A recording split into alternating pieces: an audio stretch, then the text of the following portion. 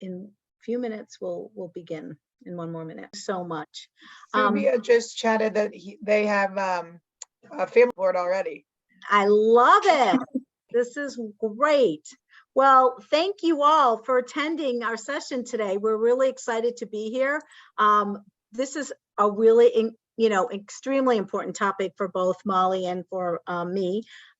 So I think we all know of different industries that have sort of gender imbalance in them, and our industry is certainly one of those. So we want to talk about why this is the case, what are the barriers, as well as maybe share what we think companies should be doing, and more importantly, what we are doing at ECHO.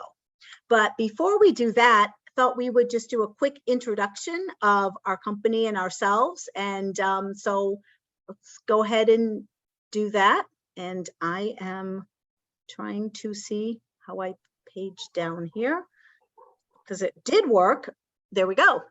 All right. Well, you can see us on the screen. You can see us on the PowerPoint. I'll just do a quick intro on ECHO. I'm going to have Molly talk a little bit more about it when it comes, when she starts to talk about her career. But, and it's because I'm relatively new at ECHO compared to Molly. I've been here a year. But ECHO Global Logistics is a tech-enabled logistics and supply chain management firm. We are a 3PL, which means we connect companies who need product moved with companies who can move the product. And typically we work with trucking companies, but we also do other types of, we work with other like rail and other intermodal operators. But I'll give you a quick introduction on me and then let Molly take it from there. But I'm Sharmila Fowler Poss. I am head of diversity, equity, and inclusion at ECHO. And I know we're here to talk about gender, but I do like to share several of my identities before we start, so we have a better understanding of who I am. And so just so you know, I am a woman, I'm Asian American, I'm an immigrant from India, wife of a Dutch American, mother, MBA, DEI advocate, suburbanite, coach, Asian food lover, and world traveler. So now you kind of know a little bit about me, but my background has been in sales, marketing, and DEI. And I've spent a considerable amount of my career doing work in global environments and multicultural environments. I joined ECHO last year as its first DEI leader. So I come with this functional knowledge around DEI, but I am a total newbie to the world of logistics when especially when compared to Molly, who my co-presenter. So I want you to hear from Molly and kind of hear a little bit about her career, and then we can kind of delve into this topic a little bit. So Molly. I feel like following Sharmila always is difficult because it's like all of your just broad skills, talents, experience. I'm like, oh, hi everyone, my name is Molly Magnan. I am a senior vice president of sales for ECHO.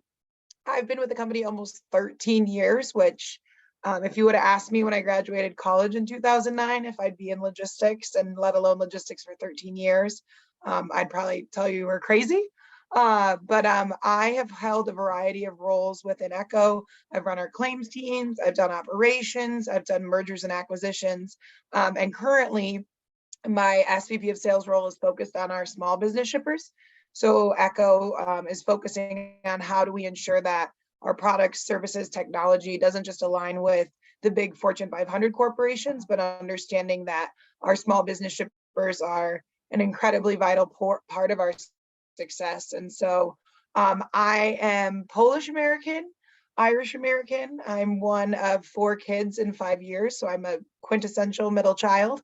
But I also lead our Women at ECHO. I'm the executive sponsor of our Women at ECHO group within the walls of ECHO, where we have both external and internal communities, partnerships to really expand not only the Women at ECHO, but our communities at large. So very excited to be speaking here with Sharmila today, talk a little bit about what we see within ECHO, but also some of the ways that we're looking to tackle this challenge going forward. Great. Thanks, Molly. Yeah, let's go ahead and get right into it, because I think that, we all know this is a male dominated industry. We know women are, untapped. I think when we were chatting, we kind of went through some reports and some data out there and so forth.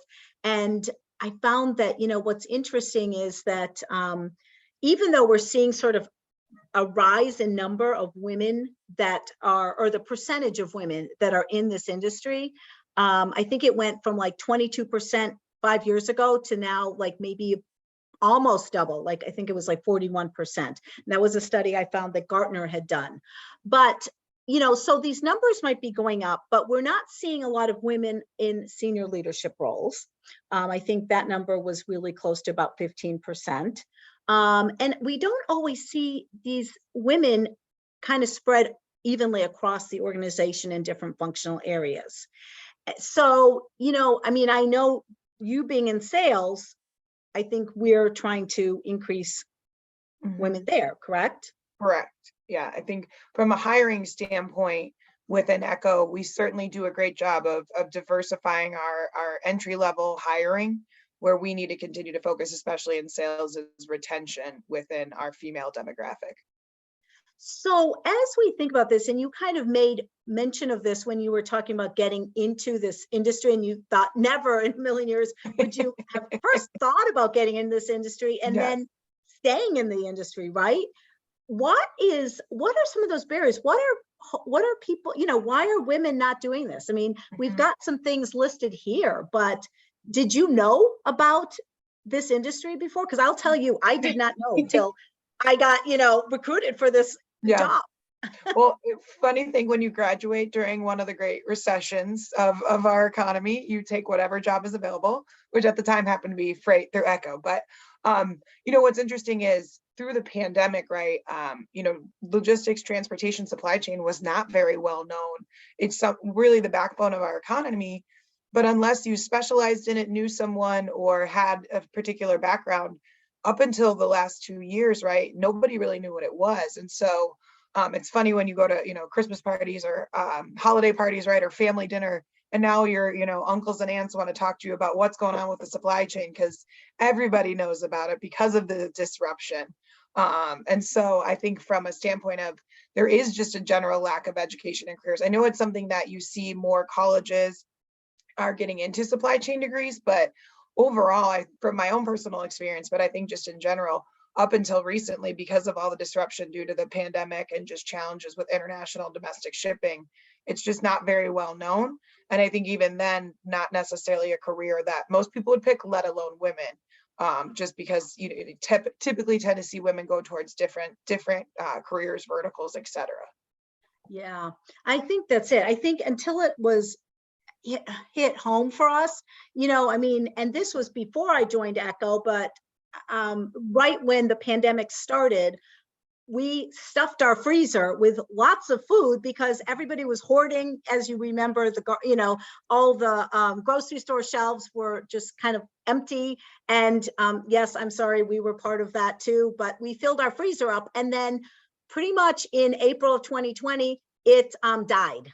And I don't know if we overstuffed it or what happened, but then reality hit when all of a sudden they're like, oh, well, we can't get new freezers till August or September. I'm like, how are we going to make it through these stay-at-home orders and, the pandemic? And so we had to kind of work through that. But that's when I first started to realize how important this whole industry is, and how it kind of gained even, more importance during the pandemic, right? Yeah, once you don't get your stuff, then you start realizing how important supply chain is. Yeah, well, because everything we buy had to go through the supply chain. What about some of these stereotypes that, especially women, I think feel, rightly or wrongly, in terms of what are some of the stereotypes you've heard? Because I have also, there's some that I've thought about too, before I joined, right? Yep. I mean, I think some of the stereotypes, right, and you could call it bro culture, which I know we'll touch on that one, right? A lot of a good old boy industry, right? Because transportation typically has been predominantly men throughout the years. I think the stereotypes that surround a lot of like, it's a very rough and tumble type of business, right? I can speak for brokerage, right? Obviously, with Echo being a 3PL, there's a lot of challenges. You have to, you're managing your transportation for your clients, and all of a sudden, a truck doesn't show up, and you have to tell your client that is waiting for that truck to, pick up a critical order that we apologize, it's no longer there. So I think there's a lot of different stereotypes. I think it's more just about, I would say the general one I would say is just more that it's like you have to be super tough in order to be in logistics and transportation. And that some of the stereotypes surrounding are females tough enough. Now, I will argue left, right, and center that women are not only incredibly tough, we're incredibly smart. We think on our feet. There's so many advantages to being a female in this industry. But I do certainly know that those are some of the, you're thinking about some of these companies who have been here for over 100 years. So you're really battling up against just legacy viewpoints, tenure, et cetera, that sometimes makes it more challenging. Yeah. I'm thinking even, I'm wondering if women don't even understand all the different roles, and they think of these stereotypical roles where they're, there's heavy lifting, it's very physical, or it's noisy or unpleasant because they're in a warehouse, but not understanding that there's a full range of different entry points and careers. Yes, absolutely. Yeah. And part of it could be even job descriptions. That's what I'm thinking. Sometimes they see these words and it kind of jogs, sort of this, a different stereotype for that particular job. Cecilia said, if you are in retail, you have an understanding of the impact of logistics. I have felt that the US has a competitive advantage because of our logistics and transportation backbone. I certainly think that that's true. What we did see, Cecilia, and I'm sure you felt it as well, is how reliant we are on China and the ports, though, because when the ports got overloaded, once it got off the container ship, it certainly was able to move. But I actually lived in Long Beach at that time, and the number of container ships that were just stacked up waiting, it was pretty crazy of just how much freight was moving in and how quickly we could actually get it off the ships effectively. But I wholeheartedly agree with you. I think there's a distinct advantage for the US of once it actually gets to us, being able to move it effectively, quickly, and through, whether that's trains, planes, automobiles, whatever it may be. So that's fantastic. Yeah. That's great. What about when, this is kind of getting women into the business, but also, like we talked about, retention. And, sometimes if you don't see someone who looks like you up in senior management, then it's hard to even feel like you have an opportunity to get to that level. So that's kind of where, I'm talking about like lack of role models, right? I feel like sometimes we need to make sure that we have role models in sort of all areas as well, not just your typical traditional roles that are typical support roles, but also line. I think you hit the nail on the head, right? It was like, again, kind of taking the first two and talking about what are some of the stereotypes or just some of the historical facts surrounding transportation and logistics. Women, there aren't a lot of women in leadership. More often than not, I'm often the only female in the room with our other senior leadership or within client calls with sales, et cetera, that it can feel a little bit lonely. I do see it getting better. And I know, my experience has only been at Echo, so I can speak only to that. And it's been fantastic in the sense of the opportunities I've been given, finding role models within, whether it's male or female. I think understanding that that's certainly a barrier because it makes it seem like, is there actually opportunity here? But I can speak from my experience. I think if you are willing to take on challenges and do different things, they exist, to your point, right, of finding those different entry points or finding maybe the path that doesn't look so clearly defined is a possibility. I think we have another question. Cecilia, as someone who in sales, Molly, do you feel that women can play a role in helping diversity our global choices beyond China for transport? Oh, that is a great question.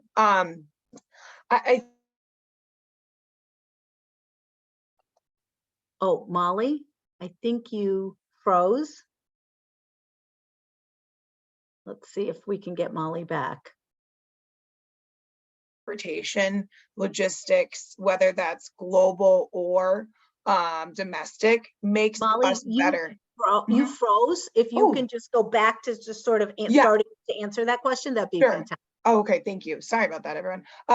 What I was saying is Echo is not, and we're not an international freight forwarder, so most of everything that we do is domestic.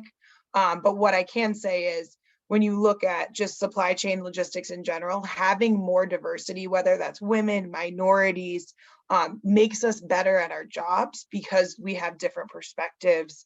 And so, you know, I think anytime, you know, in Sharmila and I all discussed, we have a women in sales initiative that we're building out at Echo because this is a passion project of mine. Of the more women we have in logistics, but specifically logistics sales, the better we're going to be at creating alternative solutions, inventive solutions to solve some of the big issues. But specific to the China piece, I can't necessarily speak to that one, but I can speak of just in general. I know that we'll be better for it. Fantastic. And I think one thing I just wanted to just reiterate what you said about your role models, that a lot of them were male. And so we don't have to have female role models for females, right? I mean, you just need role models that will help you sort of advance your career and help you, you know, sort of get to the next level, right? Absolutely. Yeah. And I know you touched on bro culture too, because that is sort of a stereotype, you know, surrounding the business. And I think a lot of companies that have a lot of men, obviously this is something that can happen, right? And so it's, you know, how do we make it so that it's, you know, inclusive for women and then obviously other diversity. I think, and I think, you know, the concept of the bro culture, right? I think it often is unintentional because to your point, right, when you have predominantly male colleagues, leaders, etc., it's just a very hyper male perspective. And so I think, you know, with Echo, obviously we've brought you in as our head of DE&I to really bring a different lens, a different structure, a discipline to it, because I think, you know, so many times, and again, speaking from my experience with an Echo, when you bring something up, right, if you had an experience that seemed limiting or there was a situation, more often than not, the people who don't even necessarily recognize that bias or that situation or that they were unintentionally leaving somebody out. And so I think bringing in an actual DE&I strategy really helps to make us effective and educate all of our team members, right? Not just the males within our organization, but everyone, because, you know, whether it's a bro culture, there's always unconscious bias. There's always people who have, you know, things instilled in them that they may not even realize. That by bringing in someone like yourself and bringing in this to Echo, it's really allowed us to be aware of that bro culture and try to put into place actions that will help to limit that experience for people, because we don't want anyone ever to feel that they don't have a place within Echo because they don't fit into the social or gender norms. Exactly. We're always talking about culture add. So what are you adding to, right? Yes. Because that's our goal, is to just be as inclusive as possible. So, okay, let's just kind of move on to our next area, which is really how are we going to overcome some of these barriers that we're seeing. And so, you know, I feel like there's a lot of things we're doing in all of these areas. For example, I mean, when we think about, you know, generating industry awareness, just getting people to know a little bit more about Echo and about our industry, it's like speaking roles like this, right? Absolutely. And, you know, I think that going into, I was in one of my son's, my schools, you know, and then just kind of talking about what you do or what the industry is, right? I think that's very helpful as well. So thinking about the positive image, I think there's a lot there, Molly. Yeah, and I know you, when we were talking through this, right, is I think one of the things that you can see sometimes with the DE&I initiatives or putting this forward, right, is you want to create this positive image, but I think the bigger focus is having the authentic image, right? That you know, you've been with Echo now for a year, over a year. We have a year. And so really it's been only a year of us having a formalized DE&I strategy, leader, etc. And it's progress, not perfection. And so I think when we, you know, you talk about having it, cultivating a positive image, I think a lot of people feel that pressure that it has to be perfect. And if we're going to put something out there that we're working on, you know, a women's in sales initiative, we have to have it perfectly set up and, you know, to a point that there will be no mistakes. And I think what we have to recognize, and I think what ECHO recognizes, right, is as long as we're making progress forward, that is a positive image. As long as we're making it part of our corporate strategy, that is a positive image. It's not a perfect image, but it's authentic and it drives towards what we want to do to be a more inclusive organization overall. Yeah, no, I agree. And I think that even stating that we are, you know, some of that progress, right? Because we're never, as we all know, diversity is sort of that journey. It's never the destination. And so here we are on this path. And as long as we can also communicate that, I think that lends itself to our positive image. And then we think about DEI. Well, that's we're all that's your show. Yeah. Yeah. But Molly is the executive sponsor, as she mentioned, you know, for the women's business resource group, and really involved with that group. There's a lot going on, and I think that I'm excited because I think we've got a lot of we've got a lot of people excited about the work that we're doing, and a lot of people doing a lot of work. I think, yeah. And I think I will say, seeing ECHO bring you in as our DE&I leader, I know, you know, depending on company size, organization, right? Like whether that's in budget or not, I think always, like what we've seen prior to Sharmila being at ECHO was a lot of people who wanted to improve and do right. And we had our business resource groups that were a bit of a grassroots effort, but not really a lot of structure and overarching understanding of how do we actually have a cohesive DE&I strategy. And so promoting DE&I, I think, is also having it be part of the foundation of your organizations and doing whatever you can, because there's always going to be great people at organizations who will work to make it better. But if everybody's kind of working in silos and there isn't an overall strategy or direction, I think that leaves for a lot of missed opportunities, as well as just clients, but most importantly, our employees not necessarily having a clear vision of what we're doing. Cecilia, I love you for all of these questions. Thank you so much. How is DE&I aligned with ESG CSR at ECHO? Do you see the more focus on DE&I and these qualitative initiatives in supply chain and logistics? That's a Sharm question. Yep, I can answer that. So we do have, we do report and create an ESG report. And so within that environmental social governance piece, DEI comes in under the S. So we actually kind of focus on that because again, we don't, you know, I mentioned we're a 3PL, so we don't have like assets. And so for that, you know, we're focused on what are we doing to help improve on the social aspect. We do put our numbers out there. Our data is available on our website. And so, so that's great. When we redid it at the end of last year, we included our new DEI framework. We included the new structure we had for our business resource groups, and we're going to continue to build on that.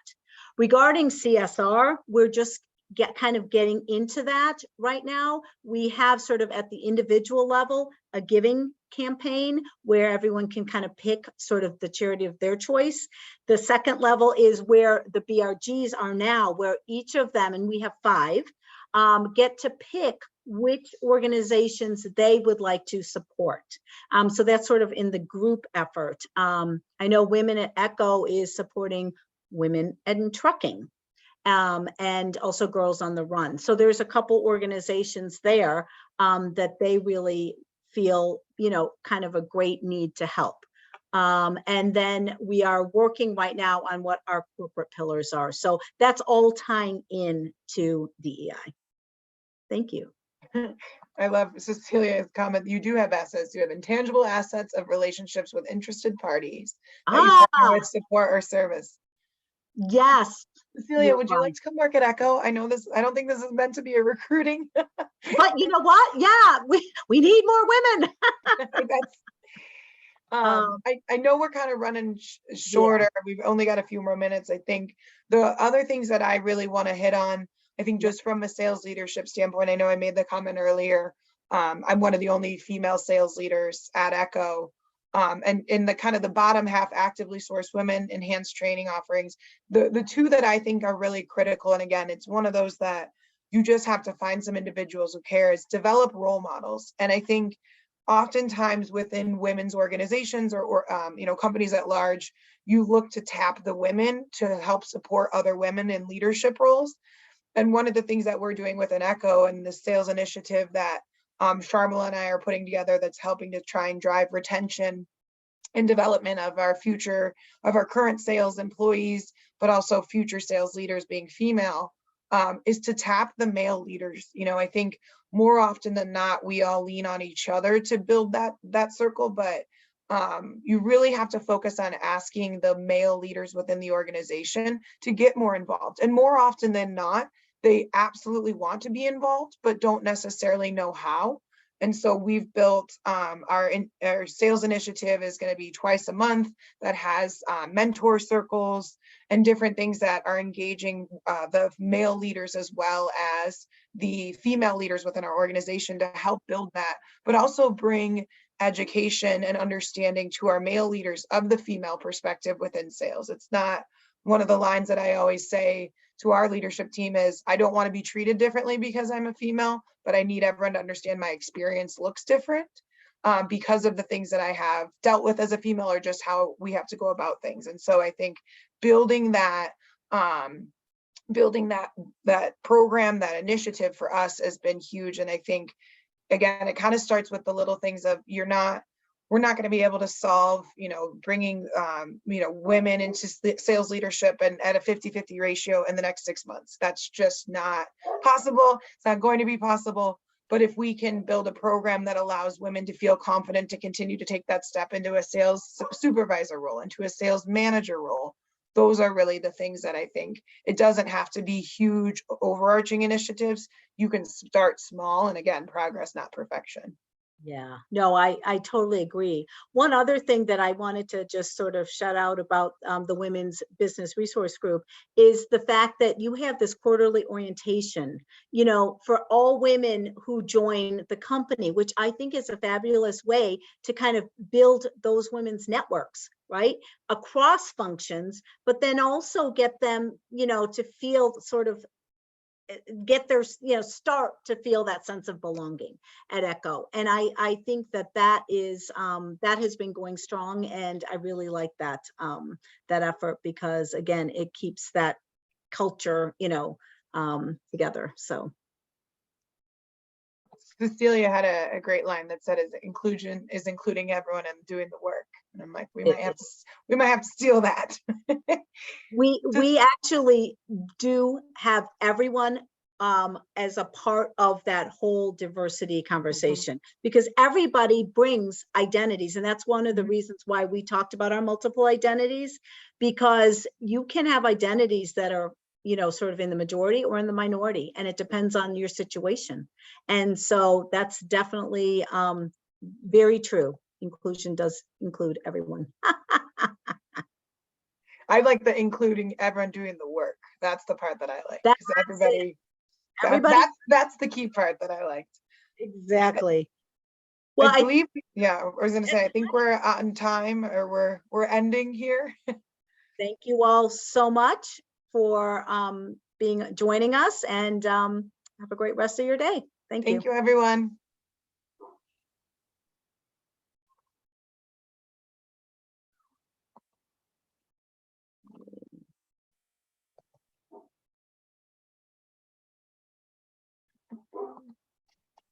Thanks for your presentation. Oh, thank you for joining.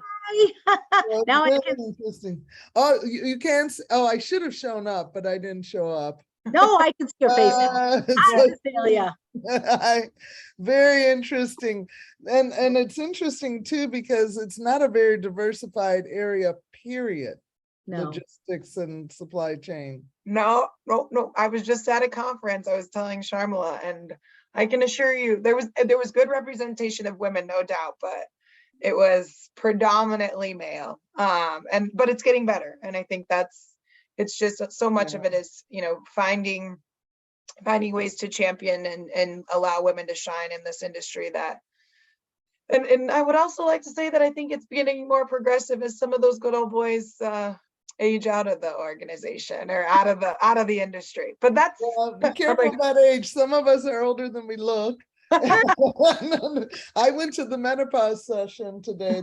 There you go. Interest to me. But are you in this industry? Are you, No, I have my own consulting practice doing DEI and economic development consulting strategy work. And actually, I need some help. Maybe Molly, you can help me. I'm working with somebody that is looking for people who are interested in going to the Middle East. Ooh. Or might have not going to the Middle East, but expanding their logistics and supply chain through the Middle East. Oh, interesting. So yeah. You mean the companies or just manufacturing companies, supply chain and logistics companies that might be working with clients that might possibly consider taking their product that direction. And what's incredibly interesting is Western Africa is starting to build a tremendous amount of infrastructure for manufacturing purposes. And if that gets up and running, that changes the game wholeheartedly, because the dependency on Asia, China, and you think about just the size of the ocean and to get to Western Africa to, Savannah, New York, New Jersey, etc., is a much shorter transit. So there's diversification on the global supply chain. I always joke because we only do domestic, so I say I only play checkers. I don't play chess. I've never been very good at chess. But I think there's certainly a lot of people that I'm sure you could find. And even if you want to go ahead and connect with me on LinkedIn, I don't know, I'll certainly connect you with some of the people that I know are more tied into the global supply chain than I am, for sure. Oh, that would be lovely. I will definitely do so. But I enjoyed your presentation, and it's good to have women talking about something different. Mm-hmm. I could have done the other one, the energy or what, but this is something different again. And I always love that. And it is so true that nobody until it hurt their pocketbook or their Amazon delivery, did they think about logistics. About supply chain. But every product you buy comes from somewhere. From the manufacturer to the retailer or to your house or wherever, right? And the same, I was with McDonald's for years, and of course we had huge logistic issues and things. Wait. When I worked at McDonald's. I was in DEI there. Did you work with Pat Harris, or when were you there? I was there right after Pat left. I know, I was cultural marketing, Cecilia. And then I moved over. I knew Pat, but then I moved over to DEI. Pat was just leaving. Okay, so I was there much before that. And Pat and I are very close friends, but I was there in real estate. I love Pat. In restaurant development for many years, till 2001, but still remained a catch-up person, McFamily, it doesn't end. So you were there. I was there 2015 to end of 2020. So it was almost 6 years. I was there beginning. It's over 20 years since I've been there. Oh my God. Yeah. See, that tells you how old I am, but I don't look it, right? Not at all. Nor do I act it. Yeah, that's another thing. Ageism. They're old guys in the sales and the logistics world, but not old women.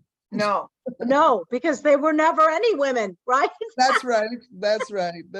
So we probably have to be at another one of these. I don't know why Pam made them so close and back. Oh no, there's a break. Oh my God, it's the first break they've given. We got it. Literally 3 minutes from each session to the next one. It's like a high school passing period. You got to sprint to your next class.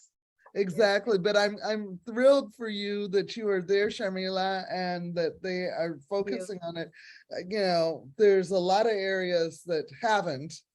I know. focused on- and the other thing is the perfection question. We don't need to be perfect. No. This is work in progress.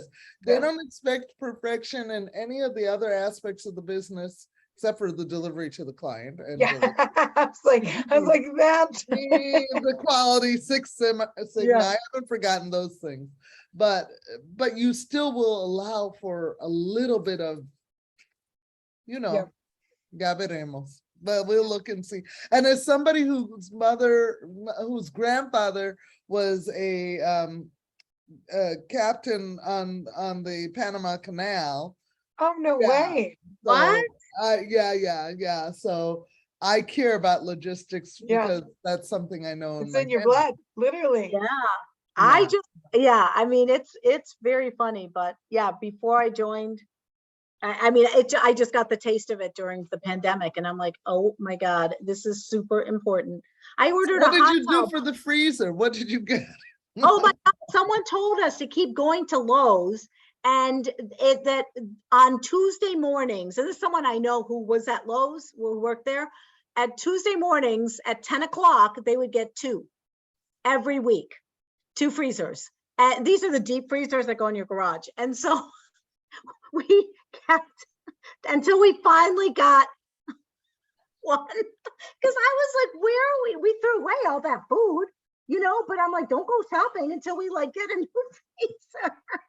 Exactly. Oh my God. And I mean, I hoard food, so I don't know what I would do when mine goes out. Worried, right? And we had we have a lot of kids, and so they were all at home from college and this and that, and we were like, we have to feed 6 people and us, and I mean, like, it was kind of crazy. So yeah, Oh my God. Oh, well, That's why- pleasure meeting you Yeah, both. pleasure meeting you as And well. if I can send anybody your way, I will, and I will Yeah. link them to you because maybe Perfect. you have some ideas and I can give you a call later.